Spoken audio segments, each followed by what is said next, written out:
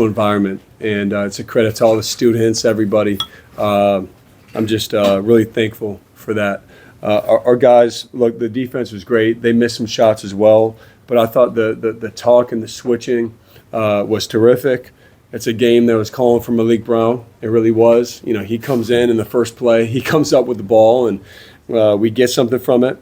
And then I thought just Sion and Tyrese, their defense is so good.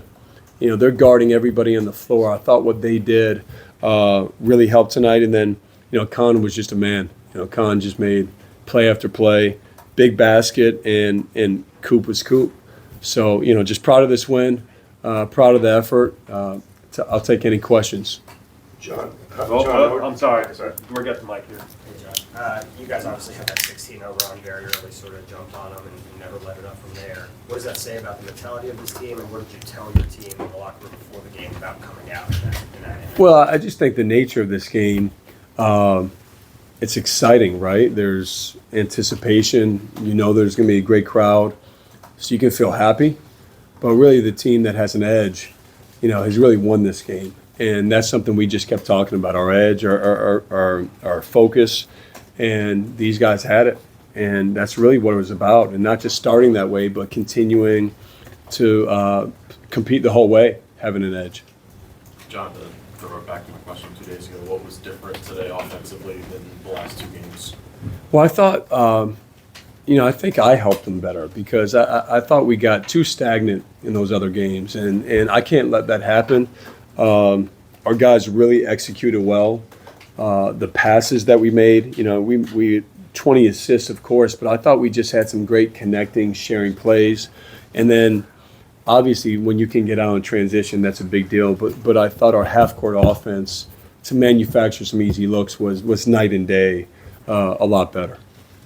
Jon, you said you wanted to help Tyrese kind of get his scoring going again. Yeah. Obviously, that seemed to work today.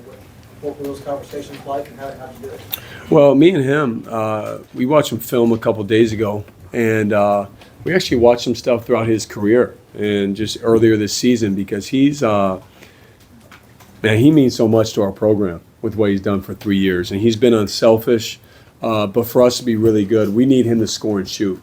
And I just thought his preparation these last 2 days were the highest level. I thought he played off his shot, which is great. And then we have to help get him more looks, which tonight, that was a big thing for me, just trying to make sure he had some looks and opportunities, and he took advantage of it. Jon, I don't know if that was the most deflections you guys had in the game, but it sure felt like it. What was it like to see Malik back in there? And like you said, right off the bat, he gets that and gets into what you guys call your red zone offense. The Right. last two games like it's been. Yeah, I mean, he's just a game changer, and it's never going to really show in the box, you know, the way that he impacts the game. Like I said, I felt this game was just calling for him because we decided we were going to switch a lot.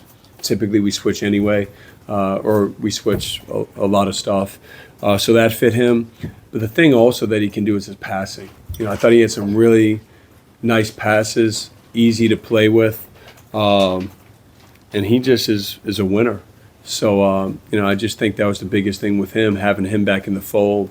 It helped in every aspect, offensively and defensively. Jon, I saw an interesting stat.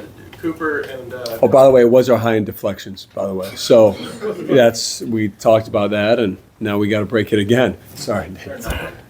Cooper and Khan both at 23, I think. 23. Yeah. One of you guys are going to watch the film and see there's like 16 or 17, but I was told 23. I can't confirm it. That's what I was told. All right, so. That's fact. If you say it, it's fact. Yeah, exactly.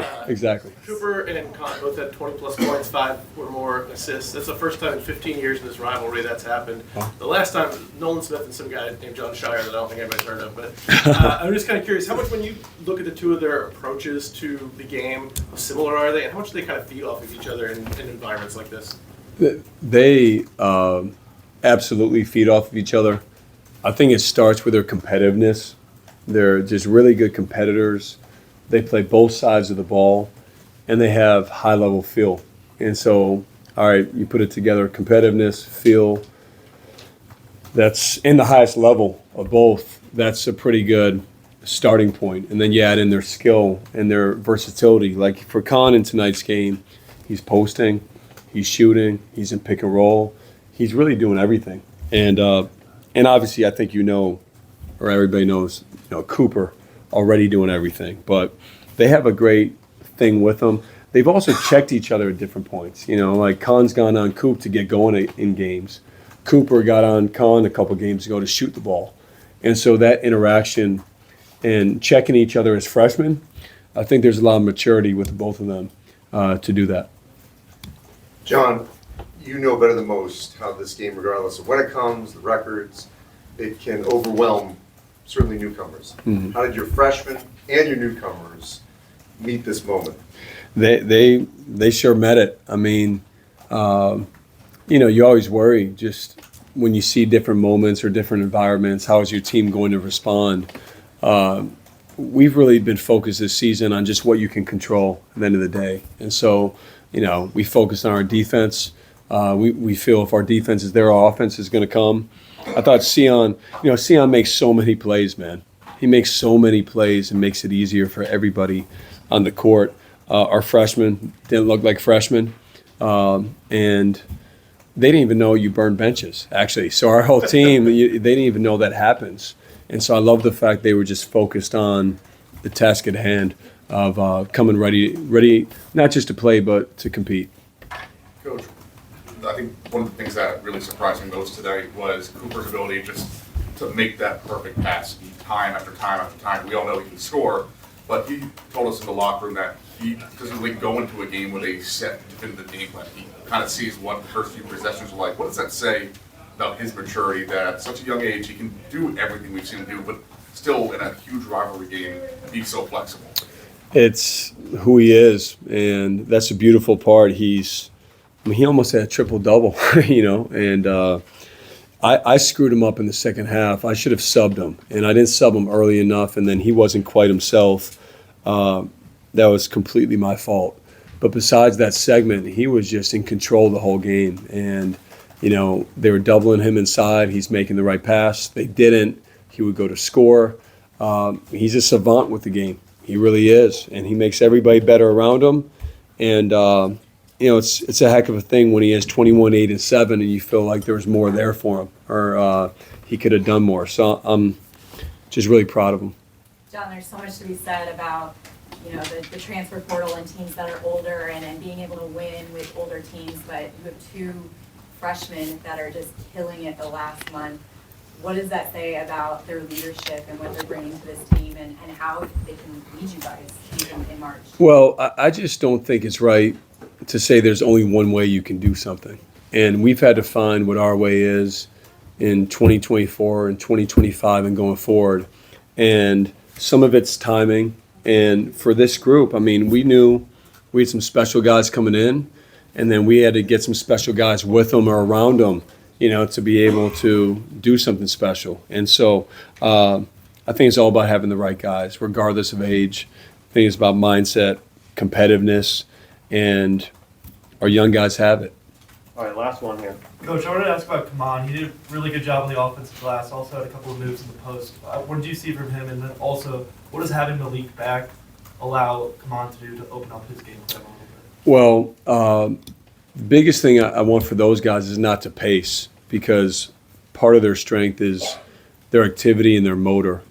And so Kaman, I thought he had just great minutes when he was in there. He was all over the offensive boards. How many 7'2" guys in the country can guard 6-foot guards that are quick and stay in front of them and give them a hard time? Even if you get a step, he's a hard guy to get a shot off on.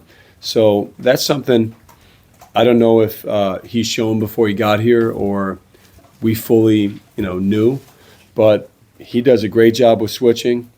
He knows everything. He knows where to be on offense, and he just makes everybody better because he's not looking for his all the time, but he's just impacting the game and impacting winning. All right. Thank you, guys. Thanks, Jon.